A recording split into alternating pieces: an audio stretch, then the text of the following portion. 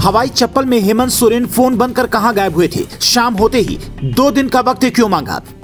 क्या झारखंड में भी होने वाला है बिहार वाला खेला? झारखंड की जनता कर रही किस डील की बात? रांची में ईडी ने ऐसा क्या देखा जो हेमंत सोरेन के दिल्ली आते ही बड़ी तैयारी में जुट गई? हुआ खुलासा।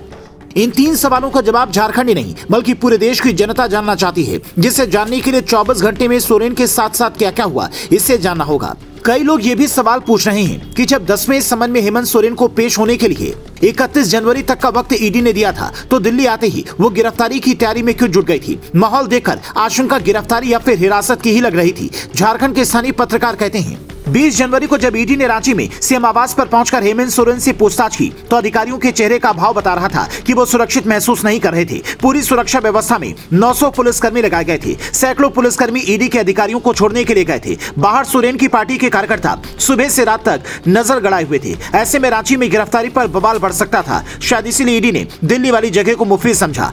हालांकि ईडी की तरफ से यह भी स्पष्ट नहीं था कि प्लानिंग क्या थी, पर जिस तरह से एक मौजूदा सीएम की खोज हो रही थी वो साफ बता रहा था कि कुछ तो बड़ा होने वाला है। ईडी के अधिकारी वैसे तो किसी भी नेता को कभी भी कहीं से भी गिरफ्तार कर सकते हैं, क्योंकि ईडी बिना सबूत के कोई काम नहीं कर सकती। पर हेमंत सोरेन के केस में 48 घंटे तक जो हुआ वो अलग कहानी बयां करता है। 27 जनवरी को सीएम सोरेन रांची से दिल्ली के लिए निकले। चार्टर प्लेन दिल्ली एयरपोर्ट पर खड़ा किया, फिर कार से दिल्ली के शांति निकेतन आवास पर पहुंचे, पर 28 जनवरी की शाम 8 बजे के बाद से गायब हो गए। फोन बंद था, पर्सनल स्टाफ को भी कुछ पता नहीं था। जैसे ईडी की टीम ने उनके दरवाजे पर दस्तक दी, पता चला कि सीएम साहब रात से ही नहीं मिल रहे हैं। इधर दिल्ली पुलिस की टीम मुस्तैद हुई, उधर झारखंड भवन पर ईडी की टीम पहुंची, पर वहां भी खोज खबर नहीं मिली। बाबूलाल मरांडी कहने लगे कि हेमंत सोरेन हवाई चप्पल में भागे हैं। राज्यपाल ने कहा कि कानून व्यवस्था ठीक नहीं है। मुख्य सचिव ने बैठक बुलाकर कई जगहों की सुरक्षा बढ़वाई। तभी 29 जनवरी की शाम खबर आई कि मुख्यमंत्री कार्यालय ने ईमेल भेजकर कहा है कि 31 जनवरी को सीएम सोरेन अपने आवास पर ईडी के सामने पेश होंगे। ऐसे में कई लोग ये पूछ रहे हैं कि आखिर 2 दिन का वक्त हेमंत सोरेन ने क्यों मांगा? तो इसका जवाब 2 तरह के बयान से मिलता है। जब सोरेन दिल्ली आए तो 2 तरह की चर्चाएं थी।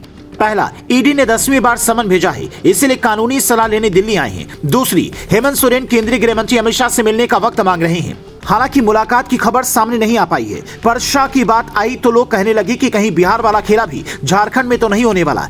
ईडी पर ऐसे आरोप लगते रहे हैं कि जो भी नेता बीजेपी में आ जाता है उसकी फाइल बंद हो जाती है, और इसमें सबसे बड़ा नाम तो महाराष्ट्र के नेता छगन भुजबल का रहा है, जिनके पाला बदलते ही कोर्ट में ईडी ने यह कह दिया था कि हमें इनकी फाइल ही नहीं मिल रही है। तो क्या सोरेन भी किसी प्लान बी पर काम कर रहे हैं? उनके बयान से तो ऐसा नहीं लगता, क्योंकि हर बार नोटिस के बाद उन्होंने यही कहा कि झुकूंगा नहीं बल्कि लड़ूंगा। हालांकि नीतीश की तरह वो पहले बीजेपी के साथ रहे हैं, इसलिए लोग ऐसे कयास लगा रहे हैं। पर बीजेपी किसी भी ऐसे नेता को पार्टी में क्यों लेगी जिसकी छवि दागदार हो? ये भी बड़ा सवाल है।